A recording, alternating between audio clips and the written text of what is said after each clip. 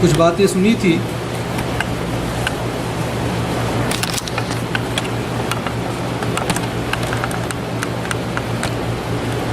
ضرورت اس بات کی ہے کہ جن باتوں کو ہم سنتے ہیں ان باتوں کو اپنی عملی زندگی میں نافذ کریں.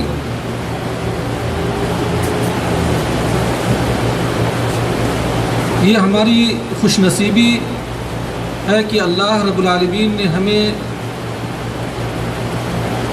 اس ماہ مبارک کے استقبال کا موقع عنایت فرمایا. ابھی 2 یا 3 دن باقی ہے رمضان المبارک کے. ابھی بھی ہمیں اللہ رب العالمین سے زیادہ دعا کرنی چاہیے کہ اللہ تعالی ہمیں یہ ماہ مبارک نصیب فرمائے. زندگی کا کوئی ٹھکانہ نہیں ہے کس وقت ہماری زندگی کے پہیے جو ہے رک جائیں اور زندگی کے صفحات ختم ہو جائیں. اسی لیے آپ دیکھیں گے جیسا کہ میں نے بتایا تھا کہ سلف صالحین کا طریقہ یہ تھا کہ وہ رمضان المبارک کے آنے سے پہلے اس ماہ کے پانے کی دعا کیا کرتے تھے اور رمضان المبارک جب پا لیتے تھے تو اس کے اندر جو نماز اور قیام اللیل اور اس کے اندر دیگر عبادات جو انجام دیتے تھے ان کی قبولیت کی وہ دعا کرتے تھے. تو ایک مومن کا یہی شیوا ہونی چاہیے. اللہ رب العالمین سے دعا ہے کہ اللہ تعالی ہمیں رمضان المبارک نصیب فرمائے.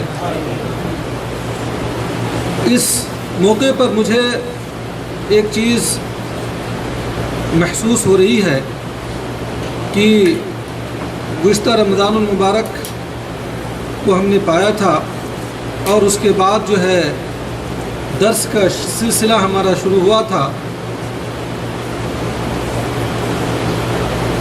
اور آج وہ دن ہے کہ اس سال کا آخری درس ہے. اب ان دروس اور مواعظ و نصیحتوں سے کتنا فائدہ ہم نے اٹھایا، کتنا ہم نے سیکھا اور ان چیزوں کو سیکھنے کے بعد ہم نے اپنی زندگی میں کتنی تنفیذ کی، یہ ہمیں محاسبہ کرنی چاہیے. صرف اسی بات کا نہیں بلکہ زندگی کے تمام معاملات میں ایک مومن اور مسلمان کو کیا ہے محاسبہ کرنا چاہیے. اور وہی شخص کامیاب ہے جو اپنی زندگی کا محاسبہ کرتا ہے اور محاسبہ کرنے کے بعد جو اپنی زندگی کے اندر جو کمیاں اور خامیاں اور کوتاہیاں ہیں ان خامیوں اور کوتاہیوں کو دور کرتا ہے. اس سلسلے کو جب ہم دیکھتے ہیں تو اس کے اندر بہت سارے ایسے لوگ ہیں جنہوں نے دامے درمے قدم سخنے ہر طرح سے ہمارا تعاون کیا. ضرورت تو نہیں ہے کہ لوگوں کا نام لیا جائے لیکن خصوصی طور پہ ان کی تحفیظ اور ان کی ہمت افزائی اور لوگوں کو رغبت دلانے کے لیے اگر نام بھی لیا جائے تو کوئی حرج کی بات نہیں ہے. جیسا کہ ہمارے محترم بھائی عمر اور عبداللہ فاروق بھائی اور دیگر لوگ جنہوں نے جو ہے ہر موقع پر انہوں نے ہمارا تعاون کیا، بڑھ چڑھ کر حصہ لیے. اور جن لوگوں کا میں نہیں نام لیتا ہوں اس کا یہ مطلب نہیں کہ انہوں نے حصہ نہیں لیا یا انہوں نے کوششیں نہیں کی، لیکن یہ لوگ جو ہے بارزین ہیں. انہوں نے جو ہے ہر موقع پر الحمدللہ اللہ رب العالمین کی دین کی نشر و اشاعت کے لیے میری محبت میں نہیں بلکہ اللہ کی محبت اور پیارے نبی محمد عربی صلی اللہ علیہ وسلم کی محبت اور دین کی محبت کی وجہ سے اس طرح کے کاموں میں حصہ لیتے رہے. ضرورت اس بات کی ہے کہ ہم سب دین کے سپاہی بنیں. ہم سب اپنی استطاعت کے مطابق اللہ رب العالمین کی دین کی نشر و اشاعت اور دین کی خدمت کے لیے جتنا ہو سکے ہمیشہ کوشاں رہیں. میرے بھائیوں اور عزیزوں، ہم دنیا سے کچھ لے کر نہیں جائیں گے. یہ ساری کی ساری چیزیں، یہ مال و دولت، یہ بلڈنگ، یہ شہرت اور اس طرح سے مناصب، اس ساری چیزوں کو ہم دنیا ہی میں چھوڑ کر چلے جائیں گے. ہمارے ساتھ ہماری نیک اعمال ہی جائیں گے. تو میرے بھائیوں، ضرورت اس بات کی ہے کہ عزم مصمم کرے. رمضان المبارک کا مہینہ آ رہا ہے. اس مہینے میں ہم اللہ رب العالمین کی زیادہ سے زیادہ عبادت کر کے، صدقات و خیرات کر کے، اللہ رب العالمین کے سامنے رو گرگرا کے، اللہ کو راضی کر کے اپنے مستقبل کو روشن بنائیں گے، اور ہماری جو تاریکیاں ہیں ان تاریکیوں کو ہم ختم کریں گے۔ آج کی اس مجلس میں میں دینی تعلیمات نامی کتاب سے جو بعض مسائل میں نے گزشتہ ہفتے بیان میں نے کیا تھا، انہی کے چند ابواب جو ہے باقی رہ گئے ہیں، کیونکہ کوئی بھی عبادت اس وقت تک آپ اتم اور اکمل طریقے سے انجام نہیں دے سکتے جب تک کہ عبادت کے تعلق سے آپ پوری طرح سے باخبر نہ ہو۔ شرعی علم کا سیکھنا بہت ہی ضروری ہے۔ تو روزے کے احکام و مسائل کے تعلق سے ہم نے گزشتہ ہفتے بھی کچھ باتیں کی تھی، اور کچھ باتیں ہماری کیا ہے بچ گئی تھیں۔ آج جو ہے میں ان باتوں کو مکمل کروں گا، کیونکہ رمضان المبارک سے پہلے یہ جو درس ہے، یہ آخری درس ہے۔ رمضان کے ایام میں ہمارے سارے دروس کیا بند ہو جاتے ہیں۔ زندگی حیات رہی تو انشاءاللہ شوال میں جو ہے پھر ہماری ملاقات ہوگی، یعنی مجلس میں ملاقات ہوگی۔ ویسے آپ ملاقات کر سکتے ہیں، میں یہیں رہتا ہوں اور آپ سے انشاءاللہ ملاقاتیں ہوں گی۔ دوسری بات یہ ہے کہ ہمارے مکتب کے مخیمات اور خیمے جو ہے مختلف جگہوں پہ لگتے ہیں۔ شہر کے اندر 4-5 جگہوں پہ جو ہے مخیمات ہیں جہاں پہ افطار کا انتظام و انسلام ہوتا ہے، اور ہمارے دعات جو جا کے وہاں پر جو ہے دعوتی کام بھی کرتے ہیں۔ تو جن کو موقع ملے وہ خیمے میں آئے، افطار بھی کرے، اور جو ہے دعوتی کاموں میں بھی حصہ لیں، اور جو ہے جو وہاں پہ محاضرات اور دروس ہوتے ہیں ان میں شرکت کریں۔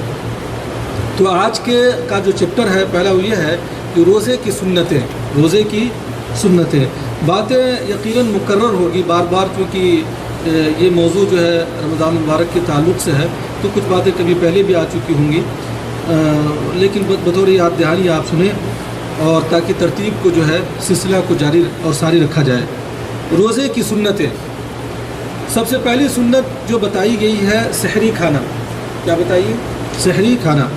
آپ صلی اللہ علیہ وسلم کا فرمان ہے تسحروا فإن فی السحور برکہ، سحری کھایا کرو، سحری کھانا بہت ہی بابرکت ہے۔ سحری کے تعلق سے یہ ہے کہ لوگ جو ہے بہت زیادہ غفلت برتتے ہیں، جیسا کہ پہلے بھی بات آ چکی ہے۔ بہت سارے لوگ جو ہے سحری کا اہتمام نہیں کرتے، جس کی وجہ سے وہ پورا دن جو ہے کسالت اور اسی طرح سے جو ہے کمزوری کا شکار رہتے ہیں، اور اتم طریقے سے، اکمل طریقے سے نماز یا روزہ یا دیگر عبادتوں کو یا تلاوت قرآن کو انجام نہیں دے پاتے، پورا دن سو کر گزار دیتے ہیں، یا جو سستی اور کاہلی میں گزار دیتے ہیں۔ ایسا لگتا ہے کہ اس کے چہرے پہ جو ہے کتنی بڑی منحوست چھائی ہوتی ہے۔ نہیں میرے بھائیوں، روزے کا مطلب یہ ہے کہ آپ اللہ رب العالمین کی خوشنودی اور رضا کے لیے آپ بھوکے اور پیاسے ہیں، تو اس کے اندر آپ حشاشت اور بشاشت کا اظہار کریں، لوگوں سے اچھے اخلاق کا مظاہرہ کریں، اور کیا کہتے ہیں قرآن مجید کی تلاوت کریں، اور روزے کو روزہ سمجھیں۔ یہ نہیں کہ ایک فارمیلٹی پورا کرتے ہوئے جو آپ روزہ رکھ لیں، تو اس کا کوئی فائدہ نہیں ہے۔ تو سحری میں برکت ہے۔ ایک تو یہ ہے کہ آپ پیارے نبی صلی اللہ علیہ وسلم کی اتباع کریں گے، ظاہر سی بات ہے کہ آپ صلی اللہ علیہ وسلم کی اتباع اور اقتداء کے اندر کیا برکت ہے۔ اور دوسری یہ ہے کہ آپ جب سحری کھائیں گے تو آپ پورا دن جو ہے چستی اور نشاط کیا ہے محسوس کریں گے۔ تو اس اعتبار سے سحری کے اندر برکت ہے۔ میرے بھائیوں، سحری کا صحیح طریقہ یہ ہے کہ آپ جو ہے سحری کو مؤخر کریں، آخری وقت تک لے جائیں۔ آپ اذان سے 5-10 منٹ پہلے جو ہے سحری کھا کر کیا ہے فارغ ہو۔ ایسا نہ ہو کہ آپ عشاء کے بعد جو ہے سحری کی نیت کر لیں اور اس کے بعد کھائیں، اور کھانے کے بعد جو ہے سوئے تو پتہ چلا کہ آپ کی فجر کی نماز بھی گول ہو گئی، جیسا کہ بہت سارے لوگ کرتے ہیں۔ اللہ ہمیں اس سے بچائے۔ مسنون یہ ہے کہ سحری کو آخری وقت کھایا جائے، جیسا کہ میں نے بتایا آپ صلی اللہ علیہ وسلم کا فرمان ہے کہ عجلوا بالافطار واخروا السحور، کہ افطار کرنے میں جلدی کیا کرو اور سحری کو آخر وقت میں کھایا کرو۔ دوسرا نمبر یہ ہے کہ جلد افطار کرنا چاہیے۔ افطار میں کیا کرنا چاہیے؟ جلد کرنا چاہیے۔ یہ روزے کی سنتوں میں سے ہے۔ افطار میں جلدی کرنے کا کیا مطلب ہے کہ کیا سورج غروب ہونے سے پہلے ہی ہم افطار کر کے بیٹھ جائیں؟ نہیں، اس کا یہ مطلب ہے کہ سورج غروب ہو تو فوراً آپ افطار کر لیں۔ لیکن بہت سارے لوگ جو ہے یہ کہتے ہیں کہ ہم احتیاط برت رہے ہیں، پتہ نہیں سورج غروب ہوا کہ نہیں ہوا۔ یہ طریقہ صحیح نہیں ہے، یہ پیارے نبی صلی اللہ علیہ وسلم کا طریقہ نہیں ہے۔ جیسے ہی آپ کو یہ معلوم ہو جائے کہ سورج غروب ہو چکا ہے، فوراً افطار کرے، کوئی احتیاط نہیں ہے۔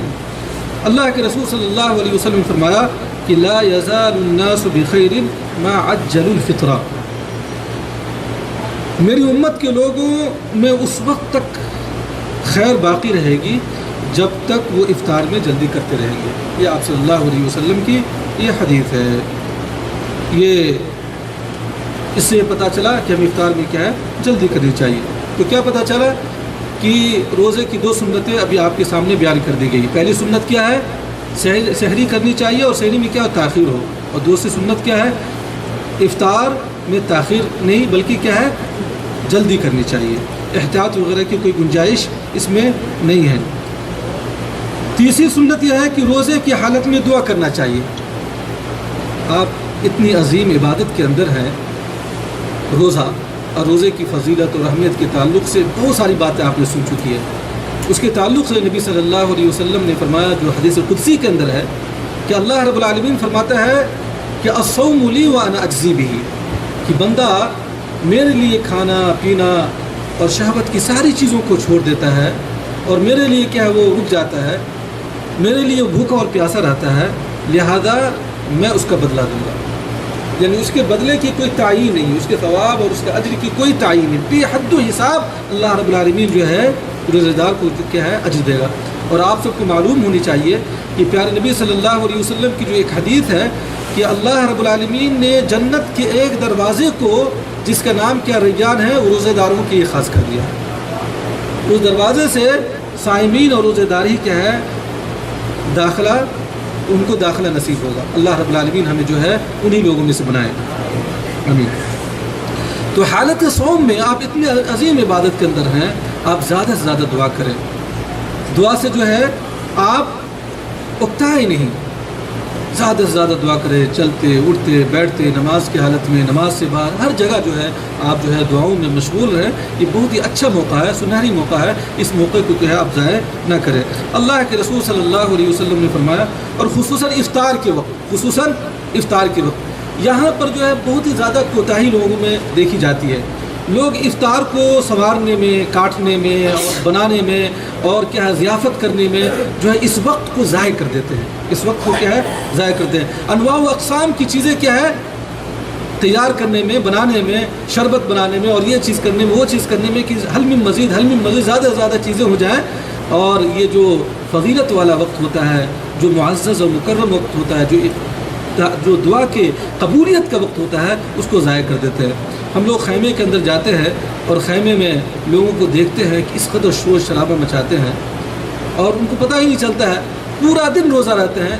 بار بار کہا جاتا ہے کہ میرے بھائیوں، یہ افطار کا جو وقت ہے، یہ قبولیت کی دعا کا وقت ہے، دعا کرو، لیکن لوگ جو ہے کان نہیں دھرتے۔ کوئی کھانے کی چیز آ گئی، لوگ اس کے پیچھے دوڑ جاتے ہیں۔ تو یہ ساری چیزیں کیا ہے؟ یہ جہالت کی وجہ سے ہے، یا یہ جو خواہش ہے انسان کے اندر۔ میرے بھائیوں، روزہ کیا سکھاتا ہے؟ صبر سکھاتا ہے، صبر، اپنے نفس پر کنٹرول کرنا سکھاتا ہے۔ تھوڑی سی چیزوں کے لیے ہم جو ہے اتنی اہم چیز کو ضائع کر دیتے ہیں، اس کا مطلب ہے کہ ہم نے روزے سے کیا ہے فائدہ نہیں اٹھایا۔ تو اللہ کے رسول صلی اللہ علیہ وسلم نے فرمایا 3 دعوات مستجابات، کیا فرمایا؟ 3 دعوات مستجابات، دعوت الصائم ودعوت المظلوم ودعوت المسافر۔ 3 قسم کے آدمیوں کی دعا قبول کی جاتی ہے۔ کتنے قسم کے آدمیوں کی؟ 3 قسم کے آدمیوں کی دعا قبول کی جاتی ہے۔ روزے دار کی دعا جو حالت صوم میں ہوتا ہے، مظلوم کی دعا اور مسافر کی دعا۔ روزے دار کی دعا، مظلوم کی دعا اور مسافر کی دعا۔ رمضان کی راتوں میں قیام کرنا روزہ دار کے لیے انتہائی مناسب ہے۔ آپ صلی اللہ علیہ وسلم نے فرمایا، من قام رمضان ایمانا واحتسابا غفر له ما تقدم من ذنبه۔ یہ بھی بخاری مسلم کی روایت ہے، جس شخص نے ایمان اور اجر کی نیت کے ساتھ قیام رمضان کیا، اس کے سابقہ سارے گناہ معاف کر دیے جاتے ہیں۔ اس پر بھی میں کچھ بولنا چاہتا ہوں۔ جب رمضان المبارک آتا ہے، شعب نکلتا ہے، تو لوگ بہت ہی حماس اور پرزور استقبال کرتے ہیں، اور کبھی کبھی تو ایسا ہوتا ہے کہ مساجد چھوٹی ہو جاتی ہیں، لوگوں کی اس قدر بھیڑ ہوتی ہے، 1 دن 2 دن بہت ہی حماس، بہت ہی زور و شور کے ساتھ جو ہے قیام اللیل کرتے ہیں، تراویح کی نماز پڑھتے ہیں۔ جیسے دن گزرتے ہیں، لوگ جو ہے اپنا راستہ لیتے ہوئے چلے جاتے ہیں۔ کچھ لوگ تو ایسے ہیں کہ قیام اللیل تو کیا نمازوں کو بھی چھوڑ دیتے ہیں، قیام اللیل تو کیا نمازوں کو بھی چھوڑ دیتے ہیں۔ میرے بھائیوں، آپ کو سمجھنا چاہیے اور جاننا چاہیے کہ رمضان المبارک کی یہ روزے بغیر نماز کے بیکار ہے۔ اسلام کا دوسرا رکن کیا ہے؟ نماز ہے۔ جب آپ دوسرے رکن کو چھوڑ کر اور چوتھے رکن کو فارمیلٹی پورا کرنے کے لیے بھوکے اور پیاسے رہتے ہیں، تو پیارے نبی صلی اللہ علیہ وسلم کی وہ حدیث پر صادق آتی ہے، فٹ آتی ہے، جس کے اندر آپ صلی اللہ علیہ وسلم فرمایا کہ بہت ایسے روزے دار ہیں جن کو سوائے بھوک اور پیاس کے کچھ نہیں ملتا۔ ظاہر سی بات ہے، روزے کی اس نے قدر و قیمت نہیں کی، فارمیلٹی پورا کرنے کے لیے بھوکے اور پیاسے رہے، صبح سحری کھائی اور شام کو جو ہے کیا افطار کیا، پورا دن سوتے رہے، نمازوں کو چھوڑتے رہے، ذکر و اذکار نہیں کیا، کچھ نہیں کیا، منحوسیت کے ساتھ پورا دن گزار دیا۔ اور بسا اوقات یہ ہے کہ رمضان کے ایام میں لوگ بد اخلاقی کا بھی مظاہرہ کرتے ہیں، غیبت، چغل خوری، لوگوں سے لڑنا اور جھگڑنا، چھوٹی چھوٹی باتوں پر کیا کہتے ہیں غصہ ہو جانا، یہ سارے اعمال جو لوگ انجام دیتے ہیں۔ تو میرے بھائیوں، ایسے روزے کا کیا فائدہ ہوگا؟ روزے کی جو روح ہے، روزہ جو اسپرٹ پیدا کرنا چاہتا ہے، آپ کے اندر وہ چیز آئی نہیں، آپ جو خام بخام بھوکے اور پیاسے ہیں۔ تو میرے بھائیوں، آپ جو ہے جس طرح سے رمضان المبارک کا استقبال کرتے ہیں، اسی طرح سے اس کو جو ہے ودا بھی کریں، اسی طرح سے جو ہے آپ اس کو فارویل بھی کریں، ہاں، کہ آخر تک آپ جو ہے زیادہ سے زیادہ جو ہے آپ عبادت کرتے رہیں، اور اس کے بعد جو ہے جو رمضان المبارک کے بعد جو عید ہے، عید کے میدان میں جا کر آپ جو اللہ رب العالمین سے تحفہ حاصل کریں۔ یہ پورا لگن ہونا چاہیے، ابھی سے آپ عزم مصمم کریں کہ پوری تراویح پڑھیں گے، قیام اللیل کریں گے، نمازوں کا اہتمام کریں گے، بری عادتوں کو چھوڑیں گے، سگریٹ نوشی کو چھوڑیں گے، غلط کاموں کو چھوڑیں گے، تب جا کے آپ جو ہے یہ جو درس آ رہا ہے، یہ جو ٹریننگ آ رہی ہے، یہ تدریب کا جو مہینہ آ رہا ہے، اس سے آپ مستفید ہو سکتے ہیں، نہیں تو کوئی فائدہ نہیں ہوگا۔ تو اور ایک حدیث کے اندر اللہ کے رسول نے فرمایا کہ من قام مع الامام حتى ينصرف كتب له قيام ليلة۔ یہ ترمذی کی روایت ہے کہ جو شخص امام کے فارغ ہونے تک اس کے ساتھ قیام کرتا رہا، اس کے لیے اس رات کا قیام لکھ دیا گیا۔ بہت سارے لوگ کیا کرتے ہیں، تراویح تو پڑھتے ہیں لیکن منمانی پڑھتے ہیں، 1-2 رکعت پڑھ لیا، 4 رکعت پڑھ لیا، اس کے بعد جو ہے آہستہ سے جو ہے بھاگ گئے، دیکھا دائیں بائیں کوئی دیکھ تو نہیں رہا ہے، اس کے بعد جو ہے نکل گئے۔ ہے کہ نہیں ایسا؟ نہیں، جب تک کہ امام نماز سے فارغ نہ ہو جائے، امام کے ساتھ آپ جب جو ہے شروع کریں گے اور اپنا تراویح کا اختتام کریں گے، تب جا کے یہ اجر آپ کو ملے گا، جس اجر کے بارے میں اللہ کے رسول صلی اللہ علیہ وسلم نے فرمایا کہ من قام لیلۃ القدر ایمانا واحتسابا من قام اللیل ایمانا واحتسابا غفر له ما تقدم من ذنبه، کہ جس نے قیام اللیل کیا، من قام رمضان ایمانا واحتسابا غفر له ما تقدم من ذنبه، کہ جس نے رمضان المبارک کا قیام کیا، یعنی تراویح کی نماز پڑھی اللہ رب العالمین پر ایمان رکھتے ہوئے اور اس سے اجر کی امید رکھتے ہوئے، تو اللہ رب العالمین اس کے پچھلے سارے گناہوں کو کیا ہے، معاف فرما دے گا۔ نماز تراویح کیا چیز ہے؟ وہی جو قیام اللیل، تہجد جس کو ہم کہتے ہیں، عام دنوں میں ہم رات کو اٹھ کر پڑھتے ہیں، وہی کیا ہے، قیام اللیل ہے، جس کو ہم جماعت کے ساتھ ادا کرتے ہیں۔ پیارے نبی صلی اللہ علیہ وسلم کا جو صحیح طریقہ ہے، ام المومنین عائشہ صدیقہ رضی اللہ تعالیٰ عنہ بتاتی ہیں، جو بخاری کی روایت ہے کہ قیام اللیل آپ صلی اللہ علیہ وسلم کتنے رکعت کرتے تھے؟ 11 رکعت کرتے تھے وطر کے ساتھ، 8 رکعت تراویح اور 3 رکعت کیا ہے، وطر۔ تو ہمیں بھی اسی پر کیا ہے، اور اسی پر عمل جو ہے سعودی عرب کی تمام مساجد کے اندر ہوتا ہے۔ اچھا، قیام اللیل کا مطلب کیا ہے؟ قیام اللیل کا مطلب ہے کہ آپ خوشنودی اور رضا کے لیے اللہ رب العالمین کے ساتھ جا کے سامنے جا کر کھڑے ہو اور قرآن کو سنیں، اور قرآن کے اندر کیا تدبر اور تفکر کریں، سوچے اور سمجھے، اس کے احکامات کو سمجھے۔ آج ہمارے ملکوں کے اندر جو ہے اس کا لوگوں نے مذاق اڑا لیا ہے۔ آپ دیکھتے ہوں گے کہ بہت ساری مساجد کے اندر یہ اعلان لگائے جاتے ہیں کہ فلاں مسجد کے اندر جو ہے 2 دن کے اندر جو ہے قرآن کیا ہے ختم کر دیا جائے گا، فلاں مسجد کے اندر 1 ہی دن، جس کو کہتے ہیں شبینہ کہتے ہیں، اور میرے بھائیوں وہاں قرآن کے ساتھ کیا مذاق کیا جاتا ہے۔ اس طرح سے قرآن کو پڑھتے ہیں میرے بھائیوں۔ اللہ رب العالمین نے قرآن کو نازل کیا ہے اس کے اندر غور و فکر کرنے کے لیے۔ اللہ نے قرآن مجید کے اندر فرمایا کہ ورتل القرآن ترتیلا، قرآن کو ٹھہر ٹھہر کر پڑھو۔ لیکن ہمارے ملکوں کے حالات یہ ہیں کہ جب وہ شروع کرتے ہیں تو الحمد کا الف، تو الحمد صرف سمجھ میں آتا ہے، اس کے بعد جو الضالین پہ جا کے وہ کیا ہے امام ختم کرتا ہے، اور اس کے علاوہ جو قرآن کے ساتھ جو بے حرمتی کی جاتی ہے میرے بھائیوں، الامان والحفیظ، تو اللہ نے قرآن اس لیے نازل نہیں کیا. اور اس کا بہت بڑا خسارہ یہ ہوتا ہے کہ بہت سارے لوگ یہ سمجھ رہے ہوتے ہیں یا بہت سارے لوگ یہ سمجھ لیتے ہیں کہ 2 دن یا 1 دن کسی مسجد میں جا کے قرآن کو سن لیں گے, اس کے بعد جو ہے تراویح کی نماز کیا ختم ہو گئی, تراویح کی نماز کیا ہے ختم ہوئی, پھر وہ کیا کہتے ہیں قیام اللیل نہیں کرتے میرے بھائیوں. تو یہ سب کیا ہے رسم و رواج ہے. یہ جب ہم سنتوں کو چھوڑیں گے, پیارے نبی صلی اللہ علیہ وسلم کے طریقوں کو چھوڑیں گے, تو اس طرح کی بدعات جو ہمارے معاشرے کے اندر جمع لیں گے. ہم سب کے حبیب پیارے نبی صلی اللہ علیہ وسلم کا طریقہ دیکھیے کہ کس طرح سے وہ قیام اللیل کرتے تھے, کس طرح سے وہ جو ہے کتنی دیر تک کھڑے ہوتے تھے آج, اور کس طرح سے پڑھتے تھے. وہی الحمدللہ آج مملکت سعودی عربیہ کے اندر دیکھیے, ان کی مساجد کے اندر دیکھیے ان کے قرآن پڑھنے کا کیا طریقہ ہے. یہ لوگ اس بات کو لازم نہیں سمجھتے کہ پورا قرآن ہی پڑھا جائے, پورا قرآن ہی سمجھا جائے. نہیں, جتنا ہو سکے وہ پڑھتے ہیں اور ٹھہر کے سمجھ کر اور کہ اطمینان کے ساتھ اور نبی صلی اللہ علیہ وسلم کی سنتوں کو تطبیق دیتے ہوئے قرآن کو پڑھتے ہیں, تراویح کو پڑھتے ہیں, اور اسی طرح سے ہمیں پڑھنی چاہیے. لیکن ہمارے ملکوں میں کیا لوگ نے مذاق بنا لیا. بہت سارے مولویوں نے تو بس پیسے کمانے کے لیے 15 دن یہاں پڑھایا, 10 دن یہاں پڑھایا, 20 دن وہاں پڑھایا, اور اس کے بعد جو 2-3 مسجدوں میں ختم کر کے اس کے بعد جو اپنا جیب بھرتے ہیں, اپنی جیب بھرتے ہیں میرے بھائیوں. یہ جہنم بھرتے ہیں میرے بھائیوں. تو المہم یہ ہے کہ تراویح کو تراویح کی طرح پڑھنی چاہیے جس طرح سے نبی صلی اللہ علیہ وسلم نے پڑھی ہے. ہمیں نبی صلی اللہ علیہ وسلم کی سیرت طیبہ کو اپنے سامنے رکھ کر جو ہے ہمیں کیا ہے تراویح ادا کرنی چاہیے. اب جو ہے انہوں نے ایک مسئلہ یہ ہے نفل روزے کے تعلق سے, تو اس کے تعلق سے بھی چند باتیں آ جائے کہ حضور اکرم صلی اللہ علیہ وسلم نے چند روزوں کے تعلق سے کیا ہے ترغیب دلائی ہے. ان میں سے ایک یہ ہے کہ شوال کے 6 روزے, جب آپ رمضان المبارک کے روزے مکمل کر لیں تو آپ جو ہے شوال کے 6 روزے رکھیں. پورے شوال کے اندر 6 روزے رکھنے. کوئی ضروری نہیں ہے کہ عید کے بعد ہی فوراً آپ رکھیں اور پیدل پہ رکھیں, ایسا نہیں ہے. کبھی ایک رکھ لیں, شروع میں رکھ لیں, پھر بعد میں رکھیں, بیچ میں رکھیں, لیکن پورے مہینے کے اندر 6 روزے آپ کیا ہے مکمل کریں.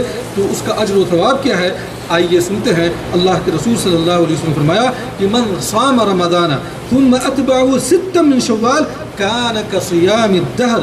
صحیح مسلم کی روایت ہے کہ جس شخص نے رمضان کے روزے رکھے, جس شخص نے رمضان کے روزے رکھے پھر شوال کے 6 روزے رکھے, گویا اس نے سارا زمانہ روزے رکھے, یعنی پورا سال روزہ اس نے رکھا. یہ اجر ہے. آپ 1 مہینے کا روزہ رکھ لیں, اس کے بعد پھر 6 روزے رکھے آپ شوال, تو گویا کہ آپ نے پورا سال آپ نے روزہ رکھا. الحمدللہ کتنا بڑا اجر ہے. اور اسی طرح سے نفلی روزوں میں سے جو ہے سوموار اور جمعرات کا روزہ ہے, اور اسی طرح سے ہر مہینے 3 روزے. اگر ان روزوں کو ایام 20, 13, 14, 15 تاریخوں کو رکھ لیں تو زیادہ بہتر ہے. ایام 20 یعنی ایام 20 کن کو کہتے ہیں؟ قمری حساب سے 13, 14, 15 جو ہے تاریخیں ہیں, ان کو ایام 20 کہا جاتا ہے. ان مہینوں میں آپ ان دنوں میں آپ روزہ رکھ لیتے تو زیادہ بہتر ہے. اسی طرح سے یوم عاشورہ کا روزہ ہے, یعنی 10 محرم کا روزہ, اور یہودیوں کی مخالفت میں اگر 1 دن پہلے یا 1 دن بعد میں بھی روزہ رکھ لے تو زیادہ بہتر ہے. آپ صلی اللہ علیہ وسلم نے فرمایا صیام یوم عاشورہ احتسب علی اللہ ان یکفر السنۃ التي قبلہ. صحیح مسلم کی روایت ہے کہ 10ویں محرم کے دن روزے کے بارے میں اللہ تعالیٰ سے یقین رکھتا ہوں کہ سابقہ سال کے سارے گناہوں بخش دے گا, سابقہ سال کے سارے گناہوں کو بخش دے گا. اس کے بعد جو ہے نفلی روزے میں سے 5واں روزہ کیا یوم عرفہ, یعنی 9ویں ذی الحجہ کا روزہ. آپ صلی اللہ علیہ وسلم نے فرمایا کہ صیام یوم عرفہ احتسب علی اللہ ان یکفر السنۃ التي قبلہ والسنۃ التي بعدہ. یوم عرفہ کے روزے کے حوالے سے میں اللہ تعالیٰ سے یقین رکھتا ہوں کہ سابقہ سال اور آئندہ سال کے گناہ معاف کر دے گا اللہ تعالیٰ. سابقہ سال اور آئندہ سال ایڈوانس اللہ رب العالمین کیا ہے اپنے فضل سے گناہوں کو معاف کر دے گا. اب آئیے روزے کے تعلق سے جو آخری بات ہے وہ یہ ہے کہ جن دنوں کا روزہ رکھنا حرام ہے, جن دنوں کا روزہ رکھنا حرام ہے. آدمی یہ سوچ سکتا ہے کہ بھائی میں تو روزہ رکھوں گا, پھر روزہ رکھنا کیوں حرام ہے؟ اس لیے حرام ہے, یہی سوچنے کی بات ہے. اسی کو بدعت کہتے ہیں, اس لیے کہ نبی صلی اللہ علیہ وسلم کا طریقہ یہ نہیں ہے. آپ صلی اللہ علیہ وسلم نے منع کیا ہے. تو ایک مومن اور مسلمان کا شیوا یہ ہے کہ نبی جو چیز کو دے اس کو لے لے, اور جو چیز سے روکے کیا ہے, جس چیز سے روکے کیا ہے وہ رک جائے. وہی حقیقت میں پکا اور سچا مومن اور مسلمان ہے. جن دنوں کا روزہ رکھنا حرام ہے, پہلا عیدین کے دنوں, عیدین کے دونوں دن, یعنی عید الفطر اور عید الاضحیٰ کا دن. ایک آدمی اپنا تقوی دکھاتے ہوئے, پرہیزگاری دکھاتے ہوئے وہ یہ کہے کہ بھائی میں عید کے دن بھی روزہ رکھوں گا, تو کیا وہ اس کا روزہ قبول ہوگا؟ نہیں. قبول ہی نہیں بلکہ وہ کیا ہے اللہ رب العالمین کی بارگاہ میں کیا ہے مجرم ہے وہ. کیوں؟ وہ نبی صلی اللہ علیہ وسلم کی مخالفت کر رہا ہے اور شریعت کی مخالفت کرے. اس کو کیا بدعت قرار دیا جائے گا. کیا قرار دیا جائے گا؟ بدعت قرار دیا جائے گا. تو جن دنوں میں روزہ رکھنا حرام ہے ان میں سے کہ عیدین کے 2 دنوں میں عید الفطر اور عید الاضحیٰ کا دن ہے، اور دوسرا یہ ہے ایام تشریق کے 3 دن. ایام تشریق کے 3 دن. عید الاضحیٰ کا جو دن ہے اس کو یوم النحر کہا جاتا ہے. کیا کہا جاتا ہے؟ جس دن آپ قربانی کرتے ہیں اس کو یوم النحر کہا جاتا ہے. اس دن تو ہے ہی ہے. اس کے بعد جو 3 دن ہے 11 12 13 جن کو ایام تشریق کہا جاتا ہے، ان دنوں میں بھی روزہ رکھنا صحیح نہیں ہے. انہوں نے بیان بھی کیا ہے 11 12 اور 13 ذی الحجہ کے دن البتہ جس قارن یا متمتع حاجی کے پاس حدی کا جانور نہ ہو وہ ان دنوں میں روزہ رکھ سکتا ہے. اس سے مستثنیٰ کون لوگ ہیں؟ جیسے ایک متمتع ہے جس نے حج تمتع کی نیت کی ہے، یا اسی طرح سے حج قران کی نیت کی ہے، اور ان دونوں حجوں میں ان دونوں نسخوں کے اندر جو ہے حاجی کو کیا دینا پڑتا ہے؟ قربانی یعنی حج دینا پڑتا ہے، لیکن اس کو میسر نہیں ہے تو وہ کیا ہے اس کے بدلے میں 10 دن کیا ہے روزہ رکھے گا. 3 دن جو ہے ان دنوں میں یعنی 11 12 اور 13 کو رکھے گا. اس کے بعد جب اپنے ملک میں اپنے یہاں لوٹے گا تو وہاں جا کے وہ جو ہے 7 دن کیا ہے روزے رکھے گا. ان کے لیے کیا مستثنیٰ ہے؟ ان کے لیے مستثنیٰ ہے. ویسے عام لوگوں کے لیے وہ یہ کہے کہ بھائی میں زیادہ سے زیادہ اجر لینا چاہتا ہوں، میں ایام تشریق میں بھی روزہ رکھوں گا، تو وہ یہ عمل اس کا کیا ہے قابل قبول نہیں ہے، بلکہ یہ بدعت ہے. کیوں بدعت ہے؟ اس لیے کہ شریعت نے اس سے منع کیا ہے، نبی صلی اللہ علیہ وسلم نے کیا ہے منع کیا ہے. اسی طرح سے جن حیض و نفاس کے دنوں میں عورت کے لیے روزہ رکھنا حرام ہے. آپ کو معلوم ہونا چاہیے کہ حالت حیض اور حالت نفاس میں عورتوں کے لیے روزہ رکھنا حرام ہے، لیکن روزے کی تو قضا ہے، نماز کی قضا نہیں ہے. آپ صلی اللہ علیہ وسلم فرمایا لا تصوم المرأة وبعلها شاہد. چوتھی چیز خاوند کی موجودگی میں عورت کے لیے بلا اجازت نفل روزہ رکھنا حرام ہے. ایک عورت ہے متقیہ اور پرہیزگار ہے، وہ حماس میں وہ کہتی ہے کہ میرا شوہر ہے، اس کے باوجود میں اللہ رب العالمین کو خوشنودی اور رضا کے لیے میں روزہ رکھوں گی، نفلی روزہ رکھوں گی، لیکن شوہر نہیں چاہتا ہے میرے بھائیوں، اور شوہر کی کو ضرورت ہے اس سے، تو اس کو چاہیے کہ روزہ نہ رکھے. اگر وہ روزہ رکھتی ہے اور شوہر ناراض ہے تو میرے بھائی وہ روزہ قبول نہیں ہوگا، اس لیے کہ نفلی روزہ ہے. نفلی روزے کے لیے شوہر کی اجازت کیا ہے؟ ضروری ہے. اللہ کے رسول صلی اللہ علیہ وسلم فرمایا لا تصوم المرأة وبعلها شاهد الا باذن غیر رمضان. بخاری اور مسلم کی روایت ہے کہ جس عورت کا خاوند موجود ہو، لیکن جیسے ہماری بیویاں ہیں، ہم یہاں موجود ہیں سعودی عرب کے اندر، وہ بیچاری تنہا ہے، اور ظاہر سی بات ہے بہت سارے جذبات ہوتے ہیں، اور وہ چاہے کہ میں زیادہ سے زیادہ روزہ رکھ کے اپنے جذبات پہ کنٹرول کروں، اپنی خواہشات پہ کنٹرول کروں، اور اللہ رب العالمین کی خوشنودی اور رضا بھی حاصل کروں، تو اچھی بات ہے. اس لیے کہ آپ کو معلوم ہے کہ اللہ کے رسول صلی اللہ علیہ وسلم کی حدیث ہے کہ جس کو جو ہے کیا کہتے ہیں شادی کی من استطاع منکم الباء فلیتزوج فإنه غض للبصر وأحسن للفرج ومن لم يستطع فعليه بالصوم فإنه له وجاء. کہ ایسے شخص کے بارے میں کہا کہ جس کو شادی کی اجازت نہیں، استطاعت نہیں ہے، لیکن اس کے اندر خواہش ہے، اس کے اندر کیا ہے طاقت ہے، اس کو کیا ہے قوت جماع ہے، لیکن اس کو شادی کرنے کا موقع فراہم نہیں ہے، تو ایسے شخص کو چاہیے وہ اپنے شہوت پر کنٹرول کرنے کے لیے زیادہ سے زیادہ کیا ہے روزہ رکھے. کیوں؟ روزہ جو انسان کی شہوتوں کو کیا ہے توڑ دیتا ہے. اس کا مشاہدہ ہم رمضان المبارک کے مہینے میں اور اس موقع پہ بھی کر سکتے ہیں. یہ مشاہدے کی بات ہے اور یہ تجربے کی بات ہے. اللہ کے رسول صلی اللہ علیہ وسلم کا کوئی حکم حکمت سے خالی نہیں ہے، اللہ رب العالمین کا کوئی حکمت سے خالی نہیں، چاہے ہم اس کو سمجھ پائے نہ سمجھ پائے، ہمیں ایمان لانا ہے. تو میرے بھائیو اور عزیزو، اللہ کے رسول صلی اللہ علیہ وسلم فرمایا کہ جس عورت کا خاوند موجود ہو وہ خاوند کے اجازت کے بغیر روزہ نہ رکھے، البتہ رمضان کا روزہ رکھ سکتی ہے. یہ کتنی چیزیں ہوں گئی؟ یہ 4 چیزیں ہو گئی جن دنوں میں جو ہے روزہ رکھنا کیا ہے یہ حرام ہے. اللہ رب العزت سے دعا ہے کہ اللہ تعالی ہمیں جو ہے رمضان المبارک کی قدر و قیمت کو سمجھنے کی توفیق عنایت فرمائے. یا اللہ تو ہمیں رمضان المبارک نصیب فرما، اور رمضان المبارک کے اندر روزے اور اس کے قیام اللیل اور اس کے اندر صدقات و خیرات اور اس کے اندر دیگر نیک اعمال کرنے کی توفیق عنایت فرما. بار اللہ ہمیں اپنے حبیب پاک نبی صلی اللہ علیہ وسلم کی سنت کے مطابق ہمیں جو روزہ رکھنے کی توفیق عنایت فرما. یا بار اللہ یہ رمضان المبارک کا مہینہ یہ قرآن کہ نزول کا مہینہ ہے، جس مہینے کا تعلق جو ہے قرآن سے بہت گہرا ہے۔ بہرحال ہم اس مہینے کے اندر قرآن کو زیادہ سے زیادہ پڑھنے، اس کو سمجھنے اور قرآن پر عمل کرنے کی توفیق عنایت فرما، جب تک ہم اس دنیا کے اندر زندہ رہیں، ایمان پر زندہ رہیں، اور جب ہمارا خاتمہ ہو ایمان پر ہو۔ آمین۔ وآخر دعوانا الحمدللہ رب العالمین، والسلام علیکم ورحمۃ اللہ وبرکاتہ۔